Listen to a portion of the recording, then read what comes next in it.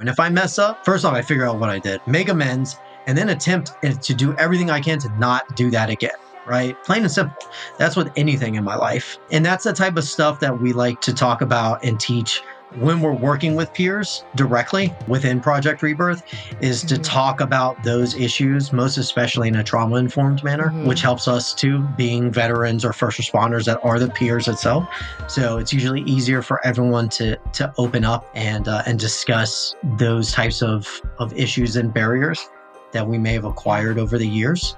I get to do some of the best work with, honestly, with most of the people that we're working with are struggling the most. That's where I feel like real reward, and I'm honored. That's what it is. I feel honored to be able to do the work that I do. Stories are powerful. Welcome to the Rise, Recover, Live podcast, brought to you by The Phoenix. This is a space where people impacted by substance use can come to share their story of strength and resilience, get open and honest, and inspire hope and build community through shared experience. We'll be talking to people in our community on their own recovery journey and shine a light on the topic of recovery in all its forms. Maybe you'll hear some of your story in theirs. Let's show the world that together we rise, recover, and live. Hello and welcome to another episode of the Rise, Recover, Live podcast. I am your host today, Liz McKean. My pronouns are she, her, and I am without Bryce III today, just Liz and our wonderful guest, and we miss you very much, Bryce, if you're listening, but we plan to make you proud. And I'm really excited for you to meet this guest today. We've been talking about this for a little while, and actually he's been shouted out, or his organization has been shouted out in several, at least one, I think possibly two podcasts that we've done recently for the work that he's doing with the Phoenix and with veterans.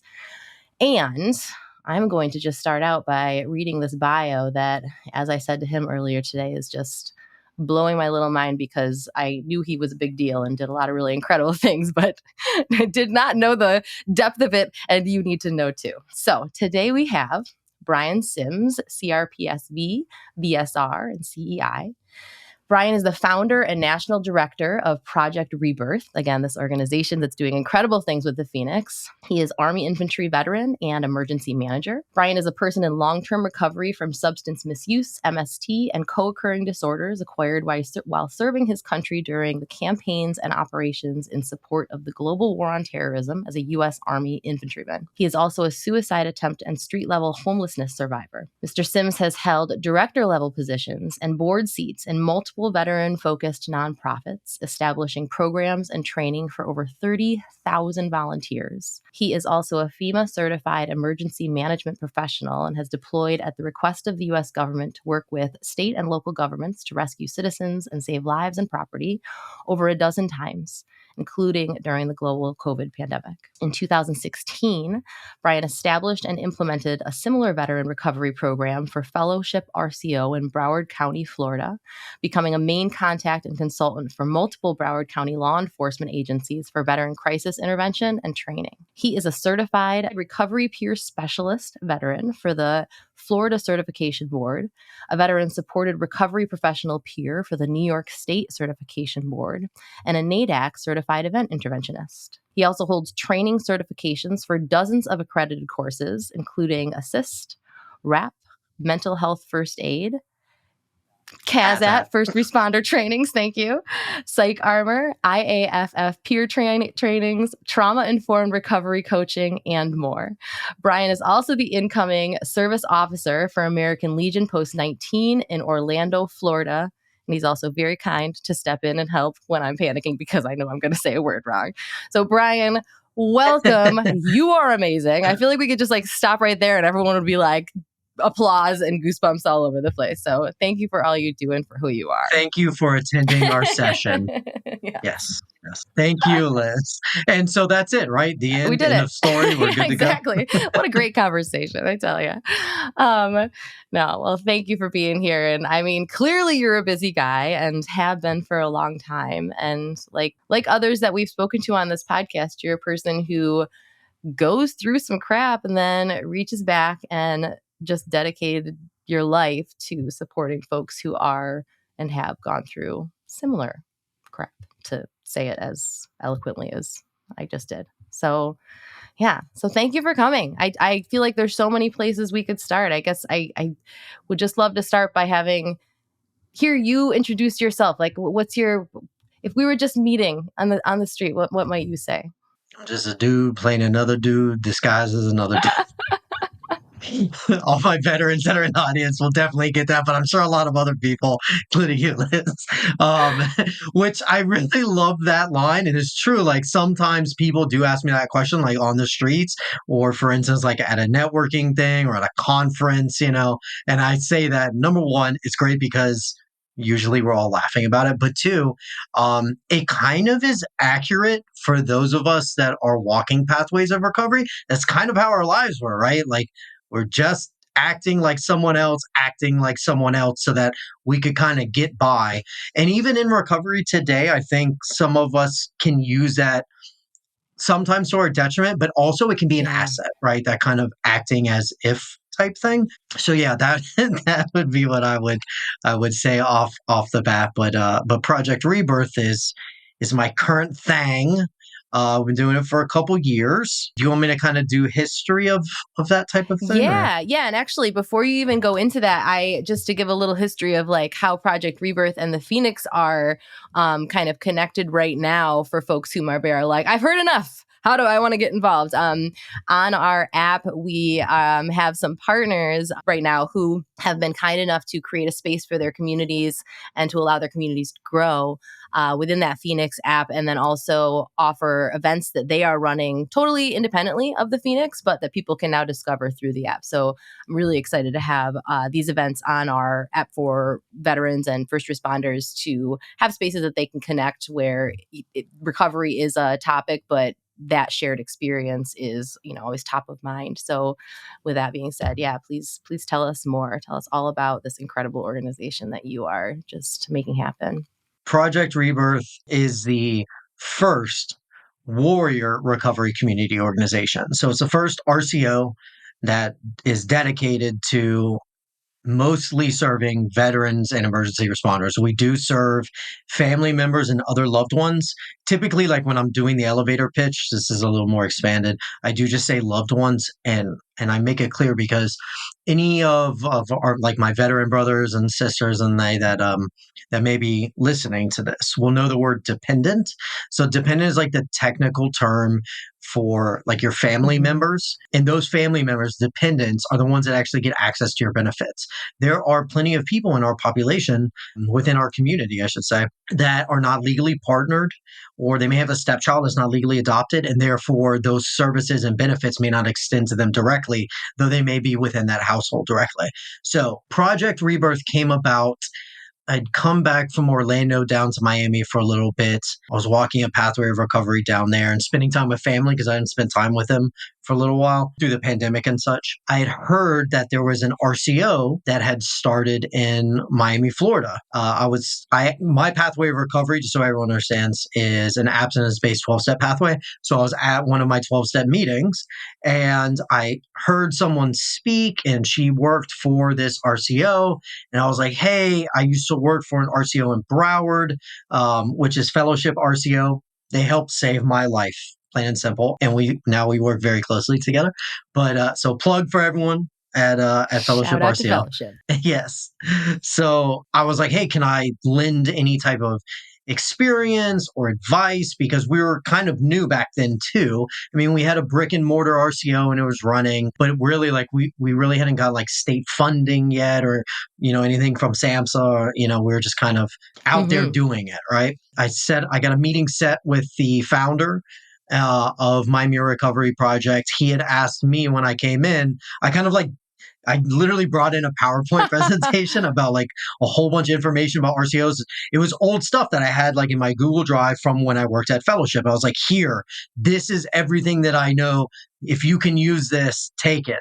And like he and everyone else like sat there looking at me like, where did you come from? I was like, hi. And the next question was, so do you want to make a veteran program for us? And my answer was, no, absolutely not. No, that is not what I came here to do. That is not what I want to do. I'm going to like go back to Orlando in a little while, and that's that. But like any good, at least person that is a 12-step program, I went to like sponsors and my network and all that stuff. And I was like, hey, what do you think about this? What should I do?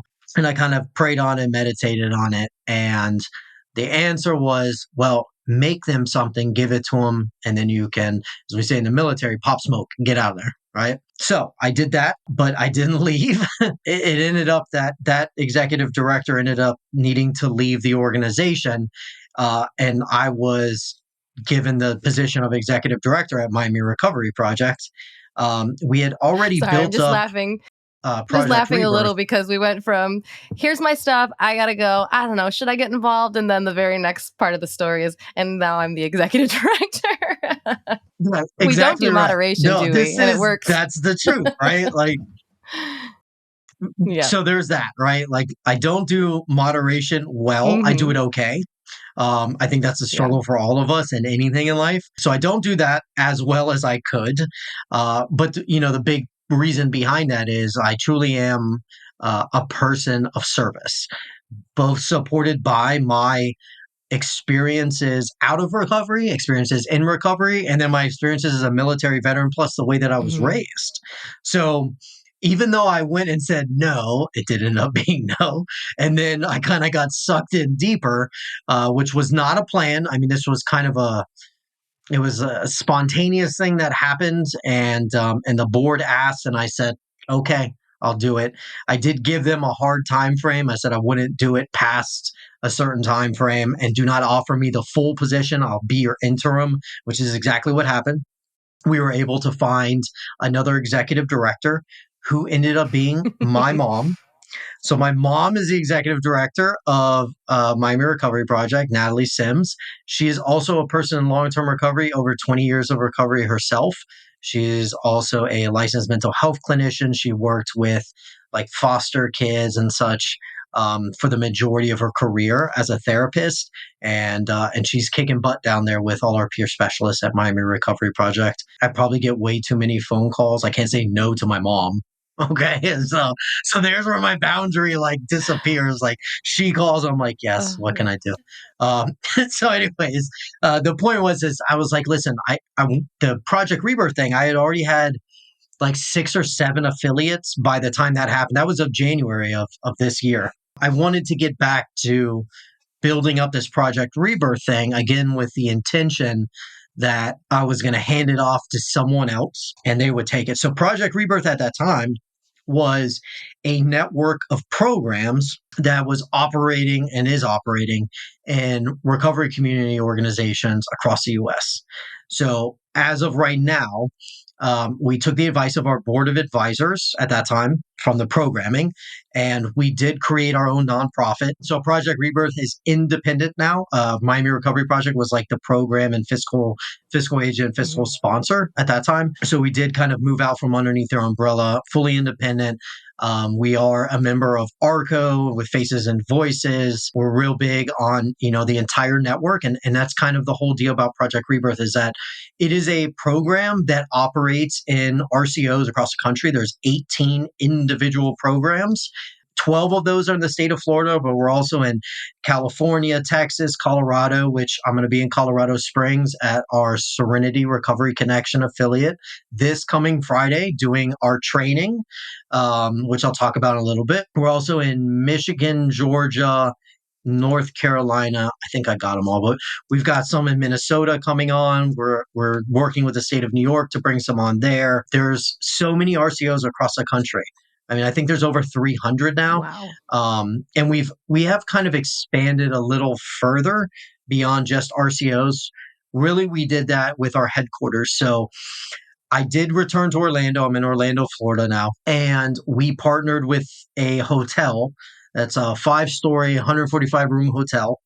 And we have worked with them to turn it into an all veteran housing facility. And that is where our headquarters is. We provide on site peer supportive services and care coordination direct to mainly homeless veterans, but most especially the homeless veterans that are they're having trouble navigating both mental health and or a substance misuse issue.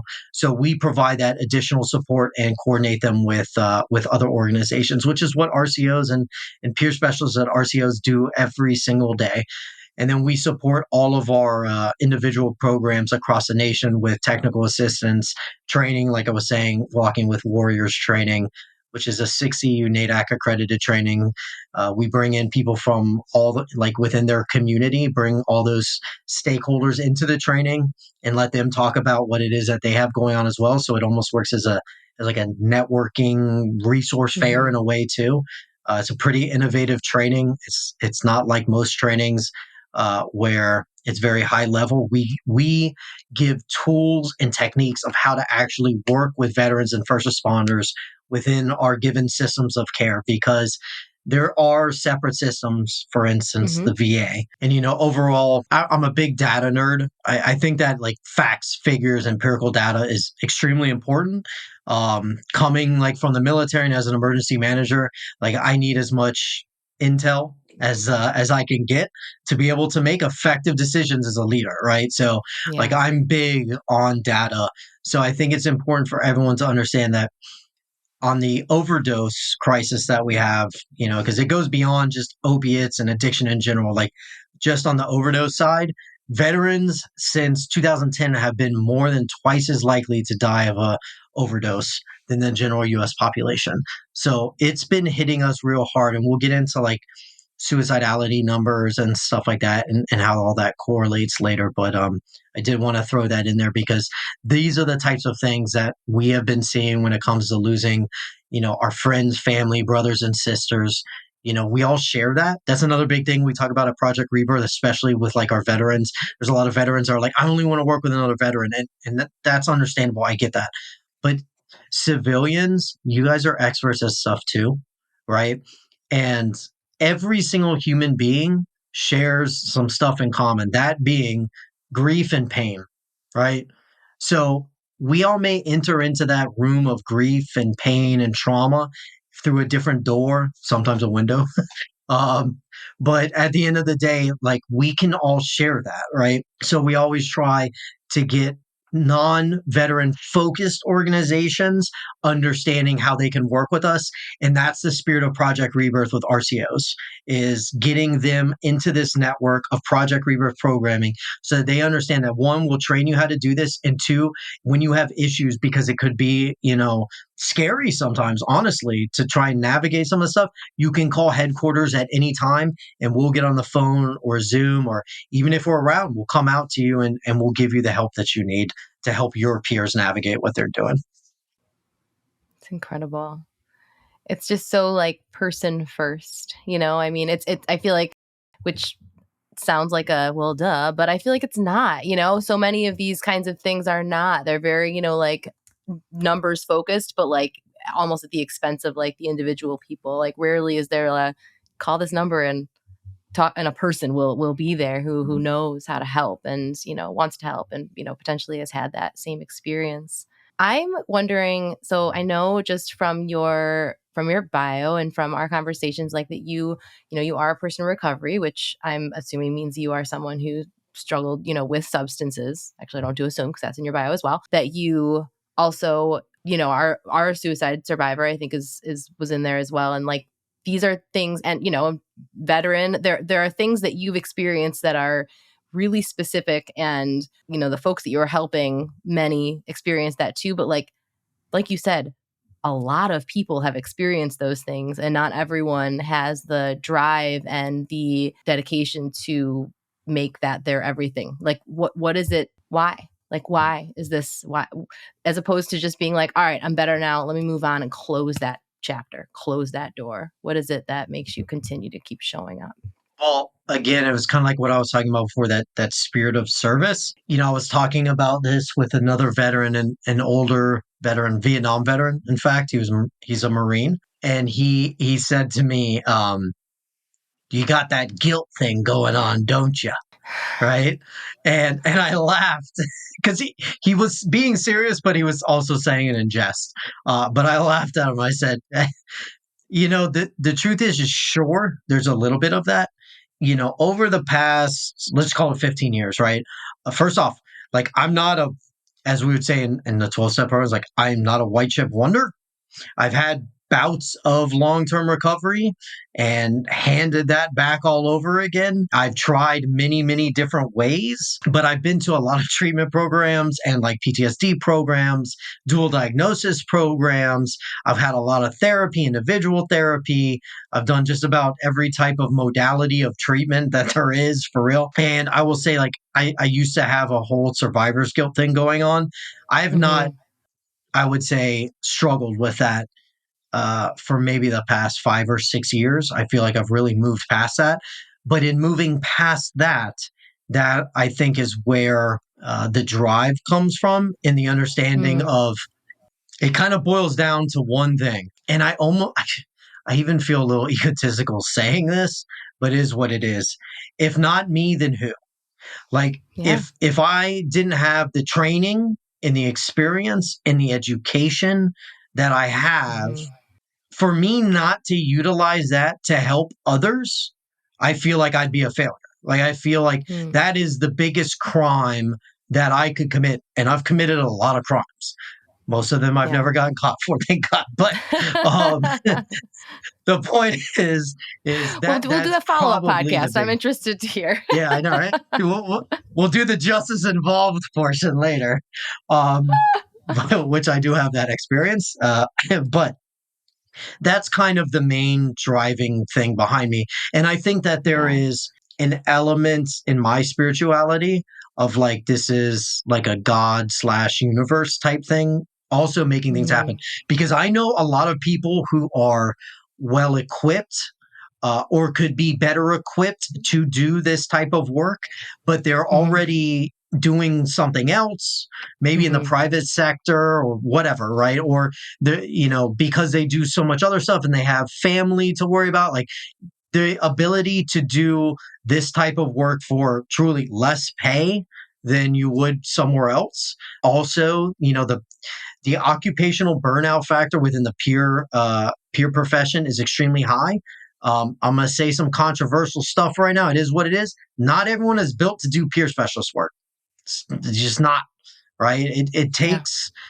It also takes, like, in combination with that, it takes having a good supervisor to train you how to do this thing, because there's no like master's degree for this. There's no bachelor's degree for this, right? Like you do a 40-hour training, you get some extra trainings, and then it's like you're feeding the fire, right? And a lot of places it can be difficult to find someone who has experience to bring you through those things. And I happen to I think all those pieces fell into place for me over the past like 15 years that resulted in the opportunity to start this thing. And now we're at where we're at. Yeah. Yeah. And I don't think that's egotistical at all. And I mean, if that's controversial, I think we're in our echo chamber, because I'm like, I agree with you that not everyone, should be a peer support. I mean, I think we can all support our peers. There's absolutely support that we can all give to each other in this world. But yeah, as a job, what you said about the whole piece, I don't remember the language you used, but like, just the concept of redemption, like knowing that like you did a lot of bad stuff, you a lot of things that you sure maybe wish you hadn't done or wouldn't have do again if you had the choice now. But also you know that the person that you are now is this good person who's doing good work, and you know your purpose, and you're not doing it out of guilt. You're not, operating from a place of shame. And I think that is a critical piece of being good at this, because so many of us, I think, start off service. I can speak for myself, and I know I certainly still have areas of this that I need to work on, where it's like, am I redeemable? Like, will I ever be able to do enough to make up for the hurt that I caused? Like, I don't know. And that's not for me to choose. But also, if that is the only reason I'm doing stuff to make up for my bad things, and I truly don't maybe think that I'm forgivable, then what kind of message am I, on purpose or not, giving to the people that I'm supporting? Because you got to believe that we all have that good. We got to believe that we all have, that redemption is possible, because, not, glass houses, man. We're all living in them.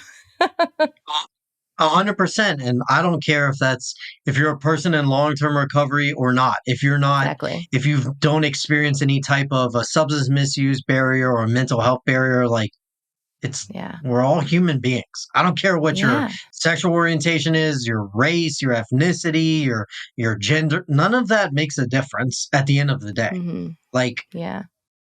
pain and mistakes as an individual, like that's every single one of us every single day. I'm a huge nerd. I love Marvel. I'm in my home office today. I have a room next door. That's my Marvel room. It's full of like $3,000 worth of Funko Pops and Oh all my sorts of God. memorabilia. It's ridiculous, but I love it. That's amazing. My Look, I'm husband's in a on his Captain way. America chair. Do you see? Look, it's a Captain America chair. Um, It's amazing. which, by the way, so Project Rebirth is named out of Marvel because Project Rebirth is the name of the program that created Captain America, the first super soldier. That's why we're Project Rebirth. That's the Oh story behind my it. gosh. That makes so And much pretty much, sense. And now like your logo just like clicked in my brain. I'm like, that's where I've yeah. seen that. That's Well, amazing. G.I. Yep. Joe is the G.I. Joe logo, and we got good branding, I I gotta love say. it. um, You do. That is amazing but marketing. yeah, for real. Yeah. But I enjoy what I get to do every single day. Uh, Yeah. some days are better than others. Again, that's the human condition. But out of the Marvel Mm-hmm. thing, what I was going to tell you was, so one of my favorite characters has always been Loki. Especially like they've done a couple of these like expanded seasons where you really like see behind this, I guess, like Loki story, right? They've been incredible. I'm Mm-hmm. not going to do spoilers, but there is a part where Loki is talking to someone and he says, I know something that is that nobody is truly good and nobody is truly bad. And that's the fact. I feel like I, at least as a child and then in the military too, we're given a set of rules and regulations.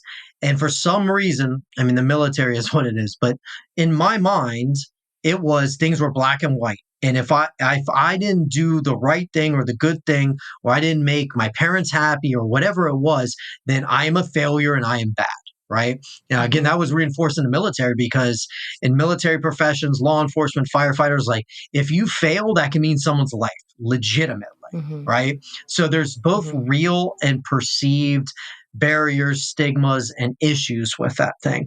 So I also carried that out from veteran to civilian or military member to civilian as a veteran that, again, I had internalized for a long time. And it took a lot of work to come to the realization that like the world is not black and white. It is Mm-hmm. 100% various shades of gray. That is all it is. Mm-hmm. And so long as I attempt to do the next right thing, I think that's the best that I can do. And if I mess up, again, I kind of rely on my 12 step stuff. Like I make amends. First off, I figure out what I did, make amends, and then attempt to do everything I can to not do that again.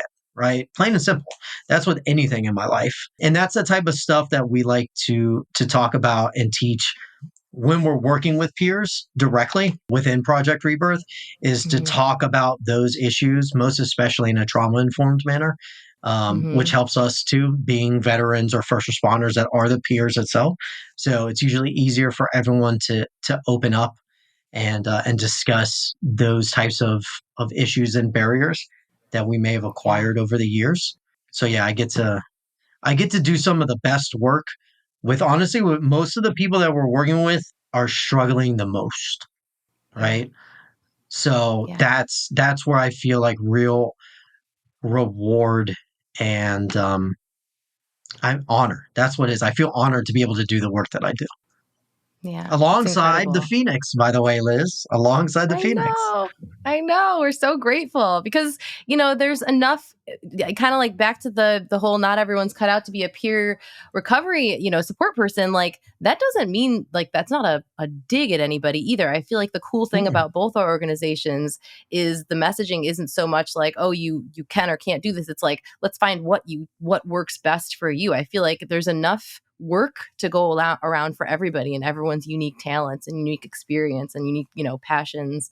Um, and it needs to be all in from different angles. Not everyone wants to work with a peer support person. Like I think it's great that there are so many different, and that's, when organizations come together and partner like yours does with so many, like Phoenix does with so many, that's when you're able to be like, here's a buffet, because we know that everybody is, you're not all the same. So here are all the different things you can choose from. Try a bunch, fill your plate, because there's so many ways that you can choose your own adventure of healing. You And said it buffet. is That's my thing. Like that's my really, that's whenever I'm like doing peer work, which yeah. I still get to do, which is great, even though I'm national director.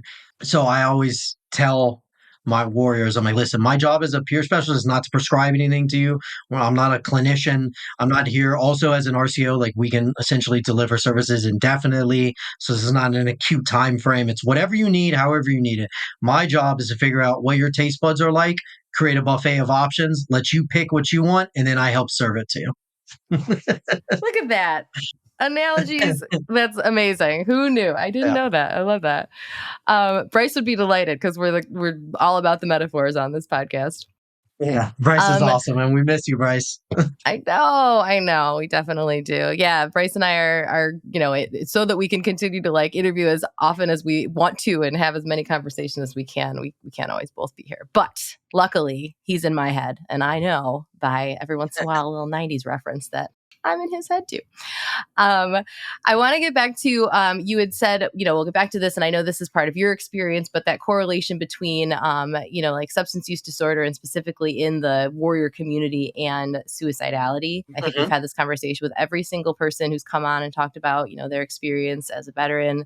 Certainly some of our justice impacted folks who have come on. And the thing that's always stood out to me is folks who come back from like deployment, and they're like, have seen so much more death after they've been home than they did when they were out there. And I mean, obviously that's going to change versus depending on what they saw. But I know that there is just like funeral after funeral when folks come home, because this is just such a glaring issue. Yet, I don't know. I don't feel like it's something that's talked about nearly as much in the public as It's and it's not, and I don't blame anyone for that. Let me do this.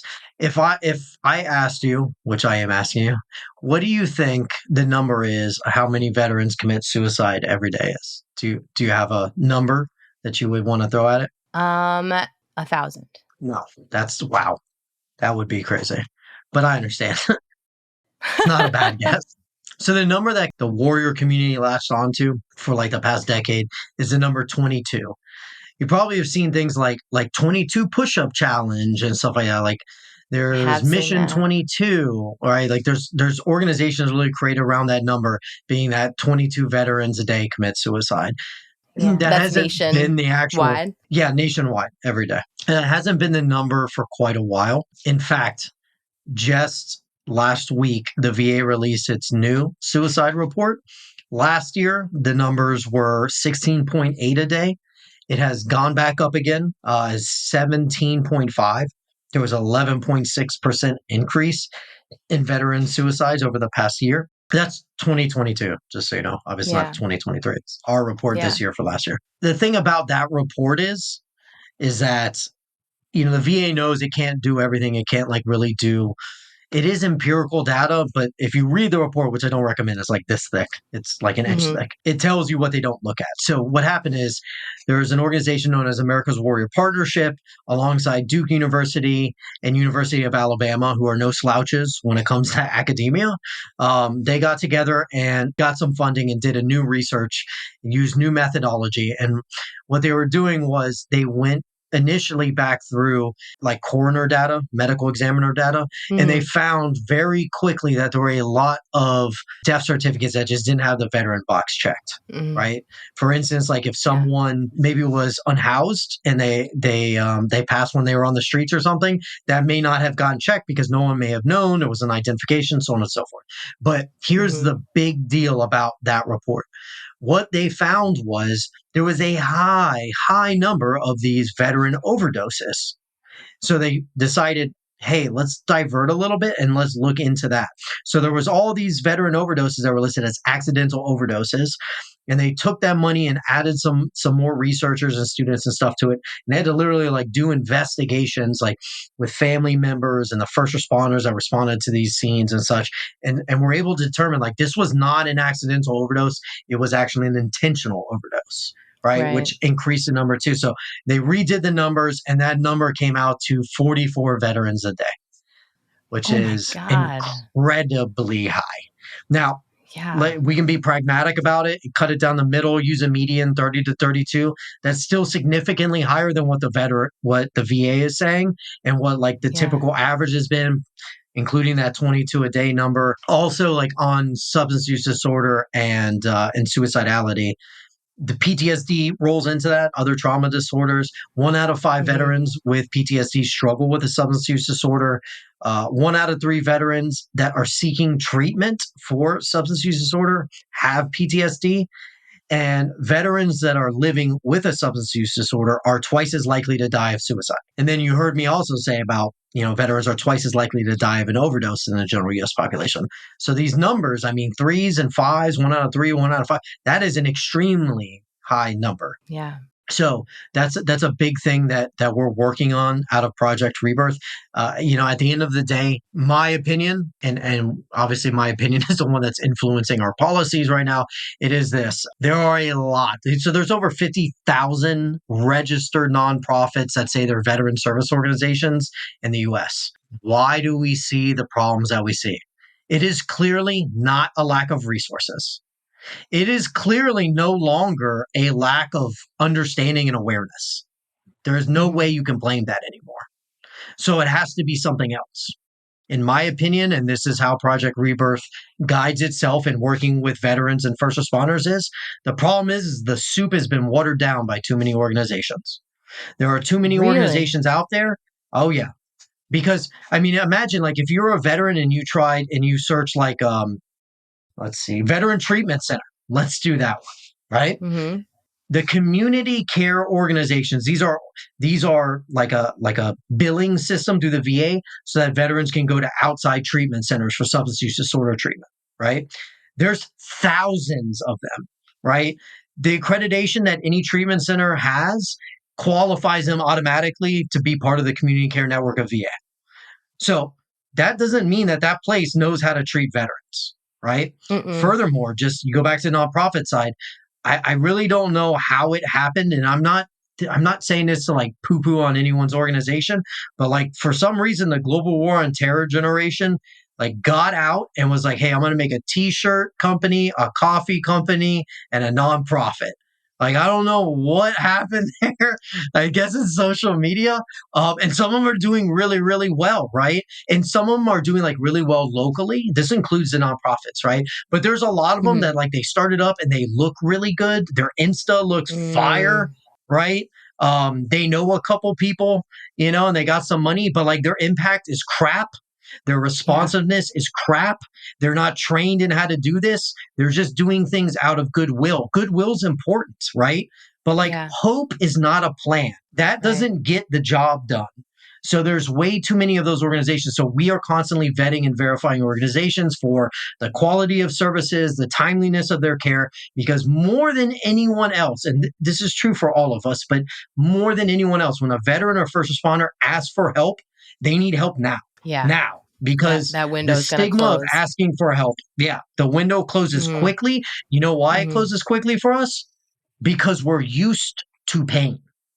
Mentally, physically, emotionally, spiritually. That is our entire job. We're trained to, and as we say, like a common term is embrace the suck. And you do that over and over and over again. And then you couple that with, if you ask for help, now you're weak, so I can't ask for help, right? So then when you do, you shoot onto Google and you look up some stuff and you're like, okay, well, that looks good. How many times, just think about it, civilians, I don't know how many times most people would call how many treatment centers before like they get in. Most people are going to call like 3 to 5 maybe. And then they'll be like, it's not working. I'm done. Right. Yep.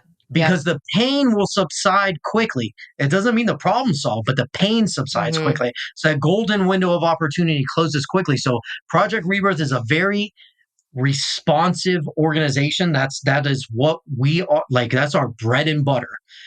We've worked with a lot of organizations to be able to make that happen quickly, because that is where we're seeing the problem overall. Makes so Otherwise, much we sense. shouldn't have the issues we have. Yeah, that makes so much sense. Well, and not only does that window close, but also, if it takes too long to get help, and I think this applies for, like you said, anybody who's reaching out for help, but specifically for folks who had to break down so much to do it, like, you have a solution. Like, the substance has been your solution for so long that when you finally are like ready to turn away from that, that is tapping on your shoulder, So if you call and there's nobody there, do you think this is like I'm just going to randomly think I have an answer, psychoanalyze the whole situation. Do you think that folks who do come back and, likely, hopefully in good faith, are like, I'm going to do my mugs, my t-shirts, my nonprofit. Part of that also is a symptom of like the not asking for help, like thinking like I have to do this all by myself, even if I don't have the skills. Absolutely. I Yeah. mean, let's be Yeah. real. One of the reasons why, like, in the recovery community, we utilize service is because it's a way for us to get out of ourselves, to get out of our head. Mm-hmm. But if it's not Yeah. coupled with any other supportive type of stuff, whether that's a clinical, therapeutic, psychotherapeutic, 12 step, maybe you do recovery dharma, right? Or, any Mm-hmm. of those types of supports, you don't have like community foundational support and other types of services coupled with what you're doing, it's Yeah. going to fail. Yeah. You cannot do that. One of the other Yeah. problems we've seen in the veteran community specifically, and again, let me preface this because I'm going to sound critical, so I want to preface this. Like, I think that the retreats and like wellness programs will do, like, you go to like a retreat, a wellness retreat for veterans or first responders for like a week, a couple days, a weekend, stuff like that. Those are super important, but it has become a problem. The problem is that there are so many warriors who are going to those and they're like, oh, cool, I'm good now. And then they feel good. You get this like high, like the pink cloud, as we'll say in 12 step programs and recovery, right? Like, you get on a pink cloud for a month or two, but like then it all turns to crap again, right? Because you had no other foundational support. You don't have a battle buddy walking with you and a peer specialist and a sponsor, things like that. Like, you don't have that support. That's the whole problem, especially with veterans. There is not a moment of our careers that you are not trained to do anything without a battle buddy, without someone next to you Yeah. or an entire type of team. So veterans get out and all of a sudden you're by yourself trying to navigate all this stuff, right? And like, we kind of convince ourselves that, like, well, like, I asked someone for advice, so that counts. Not that it can't help, it's an important thing to ask for advice, but if you don't have someone walking a pathway with you, like, that has expertise or has experience in that type of thing, you are most likely doomed to failure. And I have to Yeah. say that I believe that because we have empirical data that is showing that. It's the same thing with treatment centers. Another reason why Project Rebirth exists with RCOs and why we push this is because there are amazing treatment centers that we work with, that we vetted and verified. We can actually, so anyone listening to this program right now, if you are a veteran or know a veteran that wants to go to treatment or needs to go to treatment, we can get you into treatment for free, paid by the VA without you going to the VA whatsoever. That passed as a law. This certain type of stuff I'm not going to go into because it's a very complicated process, but we are the only organization working this process in the entire United States. We get no kickbacks from treatment centers, nothing like that. Call us, we'll help you get in. We can do it same day. You can go to treatment today. We'll go to treatment right now. Let's go. We'll Wow. get that done for you. It's paid. It's amazing. But you go to a treatment center, and if these treatment centers are not connected with RCOs and like have like a really good, strong alumni program, well, again, the first thing you lose as a veteran when you get out is your camaraderie. You lost your team. Mm-hmm. Now I'm going to put you in Mm-hmm. a treatment center where you're a bunch of other veterans, peers that like are going through the same thing. You build up some camaraderie again. And then what happens? You get discharged and you go back home and you're by yourself all over again. Right? Unless you Yeah. connect. which The again, cycle that's continues. Project Rebirth is constantly trying to connect veterans with other veterans, first responders with other first responders, RCOs that are doing this amazing work and like are out there, boots on the ground, and you can face to face with people. Zoom and the stuff we're doing is awesome, but it is not a substitute at all. You cannot substitute like telehealth. You cannot substitute face to face interactions between human beings. It is innate in our nature. We need it. This is a tool, Yeah. and I'm so glad that we have this tool. But I feel like we have all, as a country, backed away from face-to-face stuff and personal interaction in lieu of the easier, softer way of like, I could just do it online. Like, true, but Yeah. it can't be the be-all, end-all of stuff, especially for Yeah. veterans. I was just going to say, especially for veterans, especially when like so much of your experience and the trauma and everything has been like, not only it's been very, very much physical and there. I just am wondering, we haven't gone a lot into your story, but I know that you have a mom in long-term recovery, as you said, and military family. I think your dad was served as well. Is that right? No, No. grandparents, godparents, great Gotcha. grandparents, all that stuff. My dad is also a Gotcha. person in long-term recovery, over 20 years himself. Family and recovery. So my So hold question on. is, when Wait, ask me. Liz, let me say this because I said mom and dad. So genetics, I got the thing. So if addiction is genetic, clearly recovery is genetic as well, though. I just want to make that clear. That's incredible. I love that. And that's actually one of the things I was going to ask you. I'm wondering, when you came back, and had this experience in substance use disorder and, homelessness and things like that, like, do you think that was there hope there that wouldn't have been otherwise? Or were there tools that maybe you knew how to get that you wouldn't have because of your family? Or did that not matter because they hadn't had the same experience as you? I get it. It's a gray area. There's small parts of that for sure. I am defiant. I'm a defiant guy. Right? The truth is, I knew solutions, I knew Yeah. programs, I knew where meetings were, right? Like I had the Yeah. tools. Like, it's like you get an IKEA desk, you go buy an IKEA desk and you try and put it all together by hand. Like the tool is right there. Just use the tool, bro. And what happens when you don't use the proper tools for things, right? Like it eventually falls apart. And that's what I kept happening to me over and over again because I would make choices to try and do things another way. Like, oh, I'm going to like reinvent the wheel here and there. And the truth is sometimes that's needed. Fact, point fact. But more often than not, there's no need to reinvent the wheel, right? So when I kind of like gave up on that and also most importantly, understood this one key fact, because this was the real factor that changed it for me, where I really was beginning to experience the benefits of long-term recovery. And it was that I have co-occurring issues. I have substance misuse issues and I have mental health issues, right? And my mental health issues, like I have medication, I take my medication. That's important, right? And I have to do both of those at the same time. I cannot treat one and not treat the other or switch it up back and forth. They must be treated co-occurringly at the same time every single day. They have to be incorporated together. Hands down. I have not met a person that could succeed yet that could do it one way or the other. Haven't met them. I would love to find out, again, an easier, softer way, but I haven't found it yet.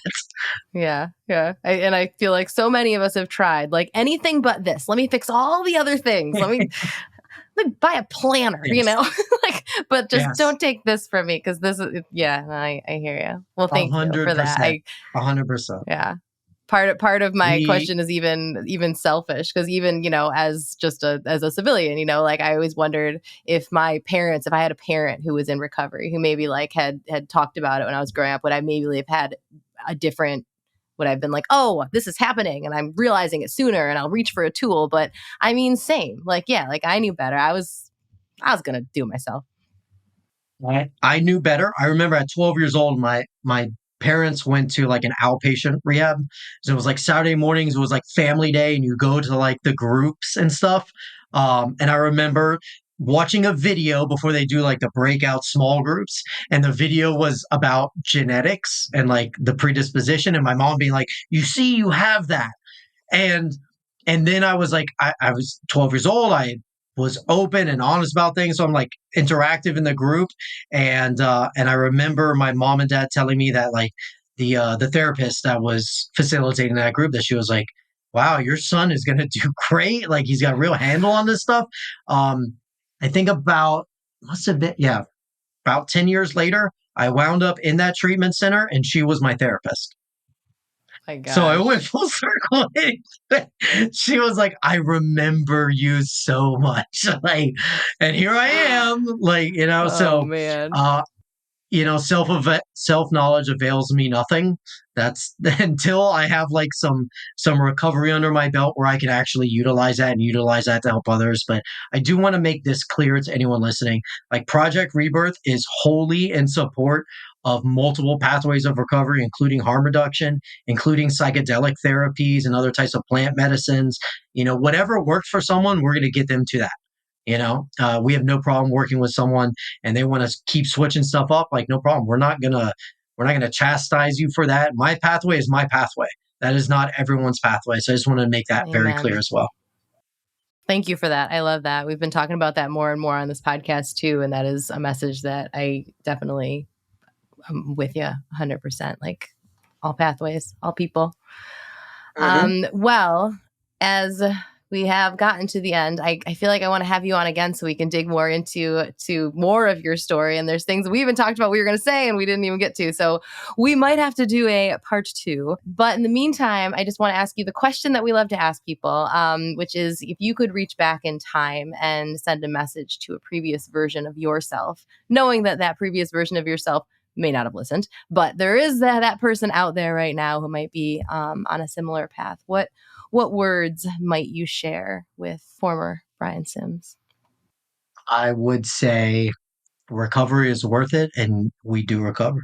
Don't give up. All of us every single one of us, mental health, substance misuse, both, we are survivors. Just survive one more day and you will always have a shot at recovering. So just survive another day because you can recover. Oh, thank you. Got a little goosebump chill for that because 100%. And you're worth it. And we need you. Yes. I know that we've talked about where to find you. They can go to your website. They can call you. We'll put all of that in the show notes. Anything additional you want to shout out before we wrap this up? Sure. Get on our partner space on the Phoenix app. If you have not downloaded the Phoenix app, you're wrong. Go download it now. I didn't even tell him to say that, everybody. Because I'm going to repost this. So I want to make sure people get on the app. Absolutely. The Phoenix app's got so many awesome things. And also I want to say, if you're on the Phoenix app and you haven't done the volunteer training, do the volunteer training and get involved. Please. We need you. Awesome. Great shout out. Amazing. Well, Brian, I'm so grateful for you in all the ways, as a person, as an executive director, as all the other things that you do and all the hats that you wear. Just so grateful to be in this work with you and also just in this conversation. So thank you. Same. Thank you so much, Liz. Pleasure. And to everyone listening, thank you. You heard the man. Go download that app, hop into that Project Rebirth, or if you have someone in your life who is a warrior, who in first responders as well. We didn't get into that a lot, but that's something that I know Brian's really passionate about. So anyone that you think would benefit, please be sure that they hear this episode. They're aware of the tools that are out there. They are some really great tools. And yeah, hit that subscribe button and we will see you next time. So now you're excited. Bryce, Liz, how do I get involved with the Phoenix? Well, my friend, it is super simple. We actually have an app.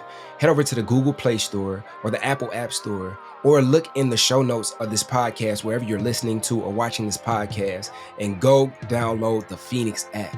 The Phoenix app makes it so easy to find classes that are near you or to access our virtual class schedule where you can hop on from the comfort of your home.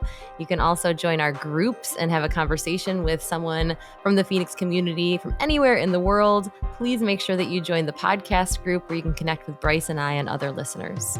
Everything that you need is in the show notes. You can also head to our website at www.thephoenix.org. And maybe while you're there, you click the volunteer tab and get even more involved.